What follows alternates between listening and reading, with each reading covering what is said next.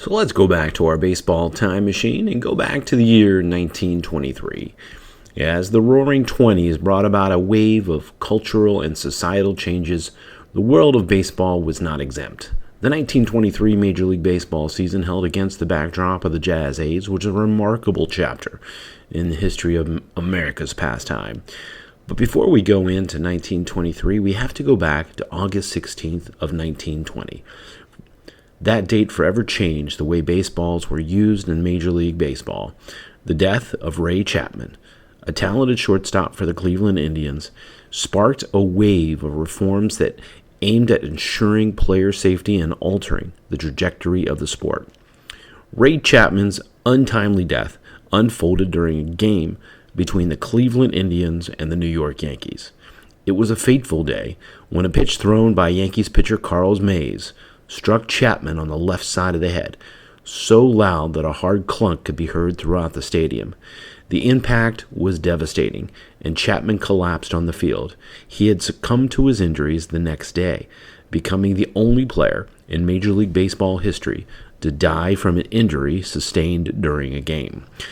Chapman's death sent shockwaves through the baseball community, prompting a deep reflection on the safety measures in place during games.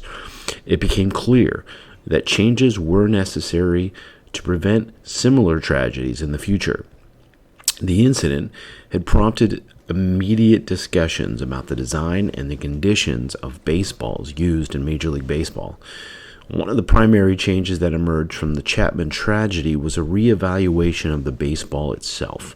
MLB officials recognized the need for a ball that was more visible to batters, allowed them to react quickly to pitches, and as a result, baseballs underwent modifications to improve visibility, including changes to the color and the stitching.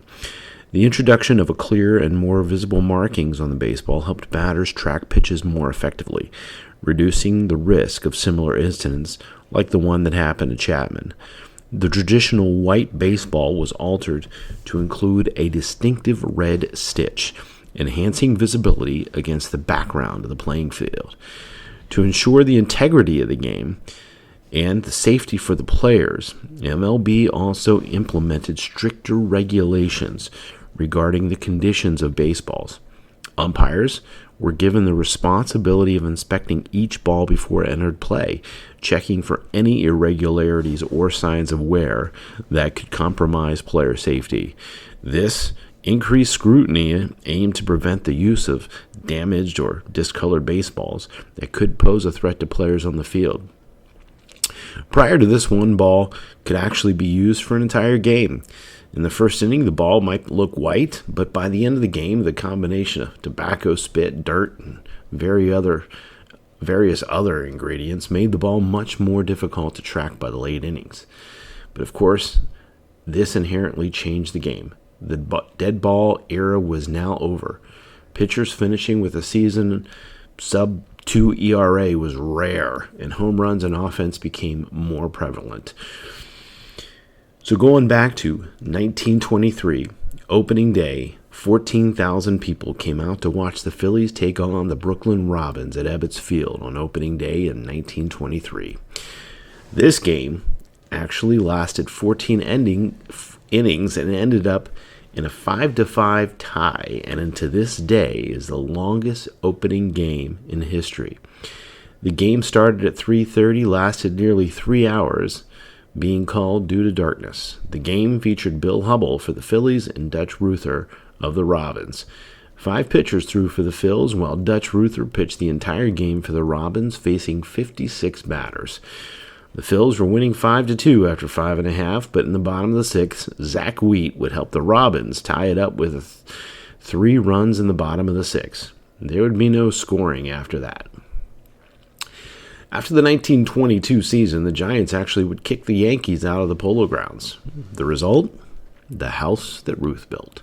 The stadium opened on April 18th, fittingly against the Red Sox, whom 11 of the Yankees players were Red Sox at one time. And now, thanks to Harry Freese, they were now Yankees. Harry Freese, even though he was a Red Sox owner, spent most of his time on Broadway, where he invested much of his money in plays. Whenever money was tight and he needed more cash for one of his Broadway shows, he would just go down the street and find Jacob Rupert, the Yankees owner, and ship another one of his good ball players over to the Yankees. Anyways, the Yankees would end up beating the Red Sox that day by a score of 4-1 on a Babe Ruth 3-run homer. Over 74,000 people showed up for that first game back in 1923. And how bad were those Red Sox? Well, on July 7th, the Indians set an American League record, scoring 27 runs, having scored a run in every single inning, ending up with a final score of 27-3. The Giants did it in the National League, beating the Phillies by a score of 22-8. And that wasn't the only high-scoring game either. The Cards and the Phils on May 11th combined for 10 home runs and a Major League Baseball record 79 total bases. The Philly slugger Cy Williams actually hit 3 of them on that day, actually 3 of the 15 that he hit in the month of May, which was a record in itself and would eventually be broken by a guy named Barry Bonds. The Giants' George Kelly was the first player that season to actually hit 3 home runs in 3 consecutive at-bats. Interestingly enough, the pitcher of record was his cousin, Vic Aldridge. On May 2nd, Walter the Big Train Johnson and the Senators would shut out the Yankees, making him the first pitcher to ever record and the only one to ever record 100 shutouts.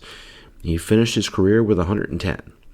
He would also end up recording his 3,000th strikeout later in that year with a win over the Indians.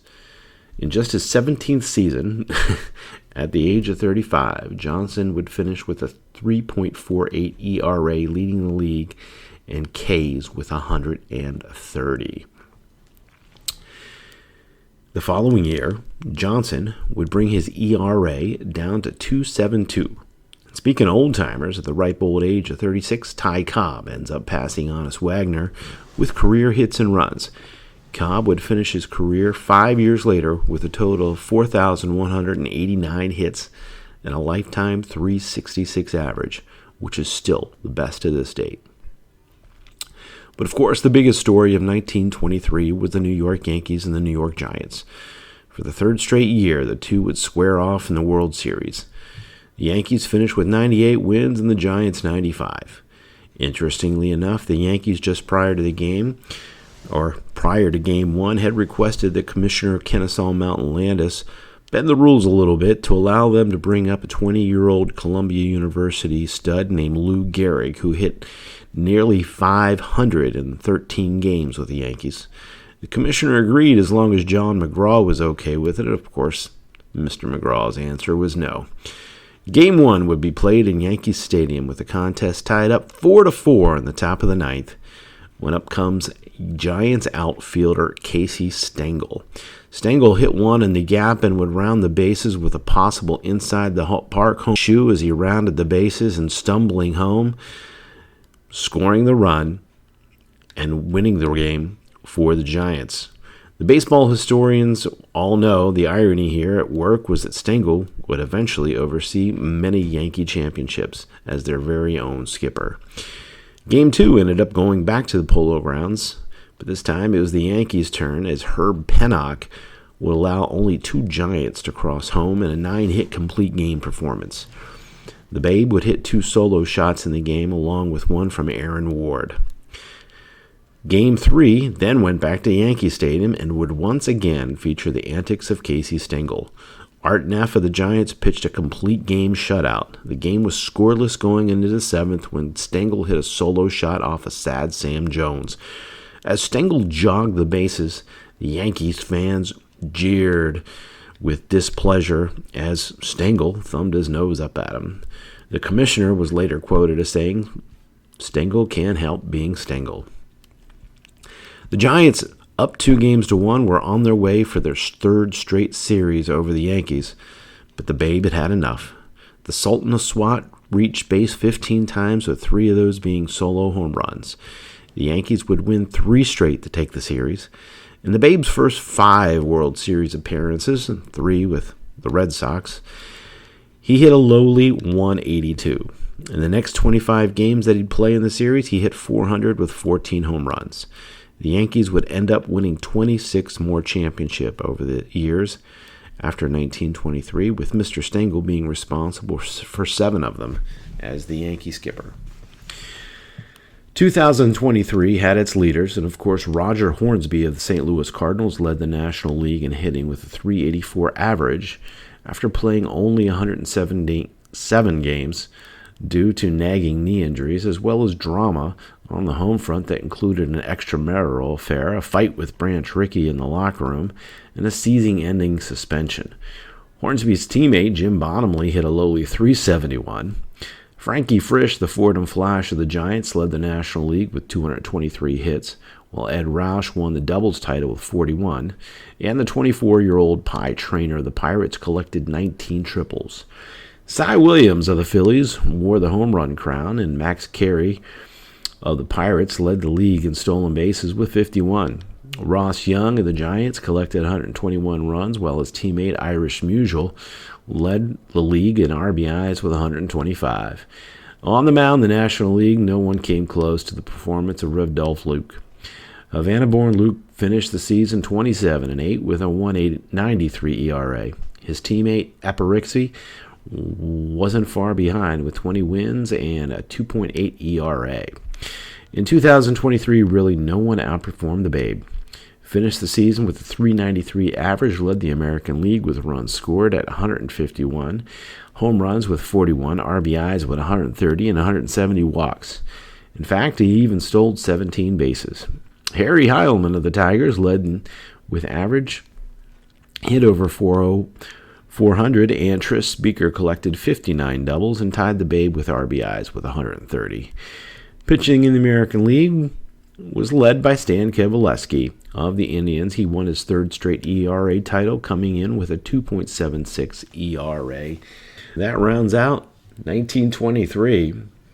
Please hit the follow and like button and subscribe to our channel. Stay tuned for more from Status Pro Gaming.